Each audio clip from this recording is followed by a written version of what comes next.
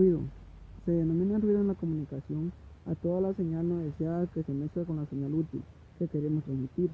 Es el resultado de diversos tipos de perturbación que tienden a enmascarar la información cuando se presenta en la banda de frecuencias del espectro de la señal. Es decir, dentro de su ancho de banda, el ruido se debe a múltiples causas: a los componentes electrónicos, amplificadores, al ruido térmico de las resistencias, a las interfaces de las señales externas, etc. Es posible eliminar totalmente el ruido, ya que los componentes electrónicos no son perfectos. Sin embargo, es posible limitar su valor de manera que la calidad de la comunicación resulte aceptable. Lo peor del ruido de impactos es que en bloques de pisos se transmite a una distancia mayor que el ruido aéreo. Es habitual que una vibración fuerte generada en la planta baja se perciba en un segundo e incluso hasta en un quinto o sexto piso. Interferencia es cualquier cosa que altera, modifica o interrumpe la señal cuando viaja a lo largo del canal entre fuente y receptor. Los ejemplos más comunes son interferencia electromagnética, interferencia del co-channel, interferencia adyacente, interferencia de intersímbolo, interferencia del modo común. Distorsión: deformación de la señal producida porque el canal se comporta de forma distinta en cada frecuencia. Tipos de distorsión: distorsión por atenuación, distorsión por retraso. Distorsión por atenuación ocurre cuando las altas frecuencias pierden potencia con mayor rapidez que las frecuencias bajas durante la transmisión, lo que puede hacer que la señal recibida sea distorsionada por una pérdida desigual de sus frecuencias componentes. La pérdida de potencia está en función del método y medio de transmisión. Además, la atenuación aumenta con la frecuencia e inversamente con el diámetro del alambre. Este problema se evita con estaciones repetidoras que refuercen la señal cuando sea necesario. Distorsión por retraso. Ocurre cuando una señal se retrasa más a ciertas frecuencias que a otras. Si un método de transmisión de datos comprende datos transmitidos a dos frecuencias distintas, los bytes transmitidos en una frecuencia pueden viajar ligeramente más rápido que los transmitidos en la otra. Existe un dispositivo llamado igualador o ecualizador, que compensa tanto la atenuación como la distorsión por retraso. Distorsión de retardo. Debido a que en medios guiados la velocidad de propagación de una señal varía con la frecuencia. Hay frecuencias que llegan antes que otras dentro de la misma señal y por lo tanto las diferentes componentes en frecuencias de la señal llegan en instantes diferentes al receptor. Para atenuar este problema se usan técnicas de ecualización. Ruido. El ruido es toda aquella señal que se inserta entre el emisor y el receptor de una señal dada. Hay diferentes tipos de ruido. Ruido térmico, debido a la agitación térmica de electrones dentro del conductor. Ruido de intermodulación, cuando distintas frecuencias comparten el mismo medio de transmisión. Diafonía se produce cuando hay un acoplamiento entre las líneas que transportan las señales. Y el ruido impulsivo. Se trata de pulsos discontinuos de época, duración y de gran amplitud que afectan a la señal. Capacidad del canal. Se llama capacidad del canal a la velocidad a la que se puede transmitir los datos en un canal de comunicación de datos. La velocidad de los datos es la velocidad expresada en bits por segundo a la que pueden transmitir los datos.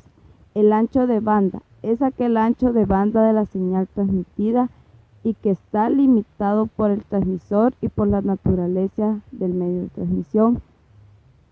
La tasa de errores es la razón a la que ocurren errores. Para un ancho de banda determinado es aconsejable la mayor velocidad de transmisión posible, pero de forma que no supere la tasa de errores aconsejable. Para conseguir esto, el mayor inconveniente es el ruido. Para un ancho de banda dado W, la mayor velocidad de transmisión posible es 2W, pero si se permite con señales digitales, codificar más de un bit en cada ciclo. Es posible transmitir más cantidad de información. La formulación de Nikis nos dice que ha aumentado los niveles de tensión diferenciables en la señal. Es posible incrementar la cantidad de información transmitida.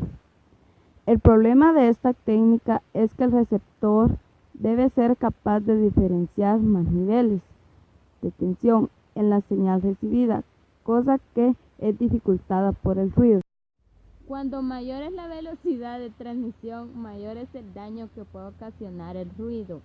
Cannon propuso la fórmula que relaciona la potencia de la señal S, la potencia del ruido N, la capacidad del canal C y el ancho de la banda W. Esta capacidad es la máxima teórica de cantidad de transmisión, pero en la realidad es menor debido a que no se ha tenido en cuenta nada más que el ruido térmico. Eco consiste en la aparición de una señal no deseada de las mismas características, pero atenuada y retrasada en el tiempo respecto a esta. Medios físicos donde se produce la comunicación. El medio físico viene a ser básicamente el cable que permite la comunicación y transmisión de datos y que define la transmisión de bits a través de un canal. Esto quiere decir que debemos asegurarnos que cuando un punto de la comunicación envía un bit, este se reciba como un bit 1, no como un bit 0. Para conectar físicamente una red se utiliza diferentes medios de transmisión. El cableado de la red. El cableado es el medio a través del cual fluye la información a través de la red. Hay distintos tipos de cables de uso. En redes LAN, una red puede utilizar uno o más tipos de cable, aunque el tipo de cable utilizado siempre estará sujeto a la topología de la red. El tipo de red que utiliza el tamaño de esta en estos tipos de cable más utilizados en redes LAN. Cable de par trenzado sin apantallar. Este tipo de cable es el más utilizado. Tiene una variante con apantallamiento, pero la variante sin apantallamiento suele ser mejor la opción para una pyme. El cable de fibra óptica consiste en un centro de cristal rodeado de varias capas de material protector. Lo que se transmite no son señales eléctricas, sino luz, con lo que se elimina la problemática de las interferencias. Esto lo hace ideal para entornos en los que haya gran cantidad de interferencias eléctricas. También se utiliza mucho en la conexión de redes entre edificios debido a su inmunidad a la humedad y a la exposición solar. Con un cable de fibra óptica se pueden transmitir señales a distancia mucho mayores que con cables coaxiales o de par trenzado. Además, la cantidad de información capaz de transmitir es mayor, por lo que es ideal para redes a través de las cuales se deseen llevar a cabo videoconferencias o servicios interactivos.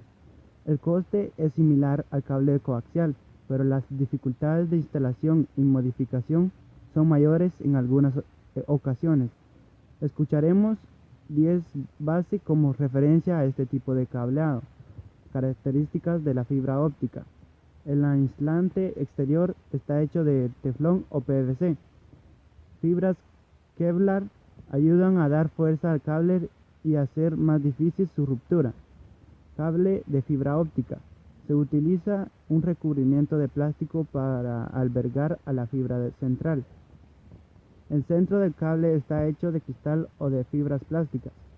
Conectores para fibra óptica. El conector de fibra óptica más utilizado es el selector ST.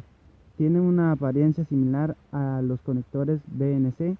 También se utilizan, cada vez con más frecuencia, conectores SC, de uso más fácil.